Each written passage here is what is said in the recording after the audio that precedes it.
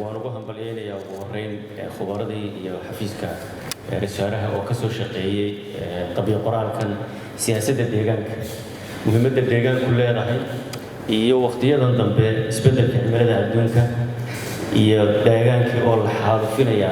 saameynta ay ku leeyihiin nolosha bini'aadmiga iyo xoolaha xayawaanka kale oo xooluhu ka mid yihiin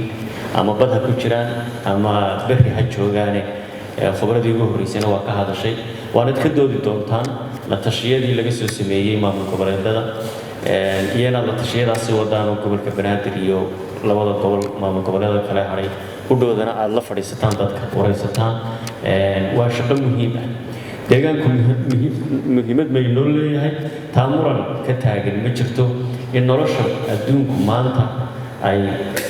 saameyn weyn ku yeelatay cimiladii adduunku isbedelaysaa dikhowga hawadeena ku socda iyo deegaankiiyo xaalufinta dhirta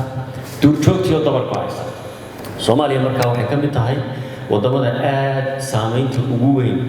ay ku yeelatay isbeddelka cimilada adduunka iyo abaaraha soo noqnoqda iyo daadadka fatahaya iyo deegaankiioo aynu xaalufinayno waxaa is leeyahay ilaa 77kii oo ah waqtigii dagaaladu ay Itoobiya iyo Soomaaliya dhex mareen dagaaladaasi waxay keeneen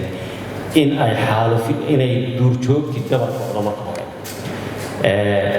laga bilaabo xilliyada waa soo socdeen duurjoogta dabargoyada iyo xaalufinta deegaanka 30 sannadood 19 iyo intii ka dambeysay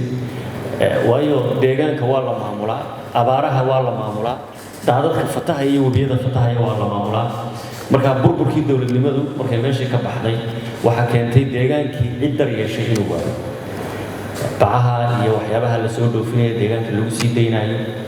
dhirtii oo la xaalufinayo oo tamar laga shilanayo iyo energy halka haddii siyaasad iyo doorkii dowladda iyo shacabkii iyo shirkadihii kaleba loo wada shaqaynayo la heli karo tamar lagu ilaaliyo ama alternative energy waxay dhahdaan sida ama ha noqoto qoraxda tamarta laga dhaliyo gaasta la shito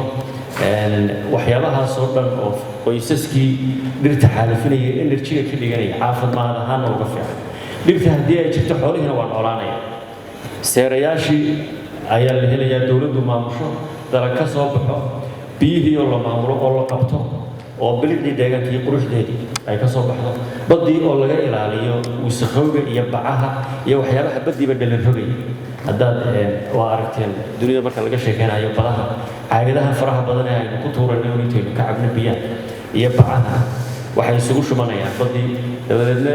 xeebta iyo inta sokaysee dalka soo xigtaaba waxay noqonaysaa wada caagad wada daasad wada bac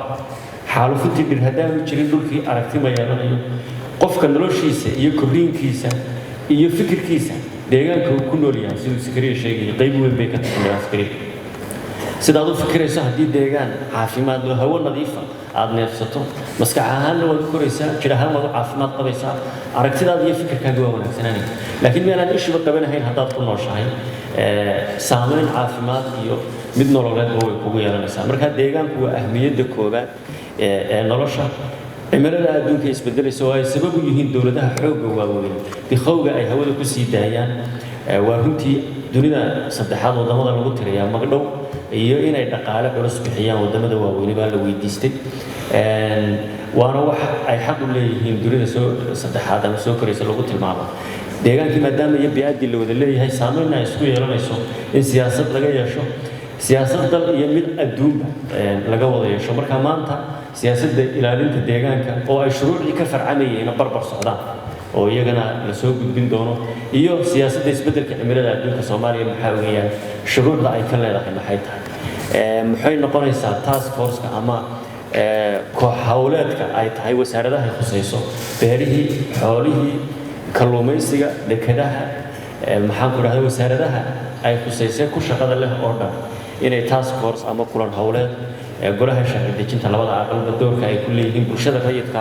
iyo jaamacadaha oo cilmi baadhis ka sameynaya oo iyo qolyaha tinta fikirka dhaliya sidee deegaankeena lagu ilaaliyaa sidee baynu ummad jirta u ahaana sidee biyaheena markasta in hadday roobdaana fatahaadii wabiyada keenaya iyo duufaano dalagii iyo xoolihii iyo dadkiiba baabiinaya hadday abaari dhacdana iyadana mar labaad qaxoonti ka dhalanayaan oo culays magaaladii ku soo kordhay saynu culayska magaalooyinka uga ilaalinaa si nolosha miyiga iyo beeraha taalla ay u taageerto nolosha magaalada waa isku xidhan yihiin wax loo kala iibsado deegaan bilicle loo lahaado uga wada shaqayno marka ma aha un xafiiska ra-iisul wasaaraha keliya iyo wasaaradaha ay khusayso oo dhan bulshada rayidka iyo shacweynaha Soomaaliyeed waxa uu taala shaqo culus oo ah deegaankeenna aynu u sara kacno aanu istaagno ilaalintiisa waxaan rajaynayaa khubarada maanta isugu timid runtii marka maskaxda aad tusaan oo jaamacadihii bulshada rayidka aqoon-yahanada kala duwan iyo wasaaradaha kala duwanba inaad naaxnaxisaan dokumenti shilis oo siyaasadda deegaankeena ka turjumaysa iyo shuruucday tahay inay barbar socdaan oo laga hayo in xafiiska iyo khubarada ka shaqeynaysa gacanta ku hayaan ay ka soo baxdo mar dhowna annaga guddi ahaan iyo wasiirada iyo guddiyada golaha wasiirada kala duwan iyo wasaaradaha khusaysaaba waa dib u sii naaqashi doonaa intaynaan golaha shacabka iyo hay'adaha sharci dejinta u gudbinin waa mahadsantihiin shirku waa inoo furan yahay guul baan inoo rajaynayaa waa mahadsantihiin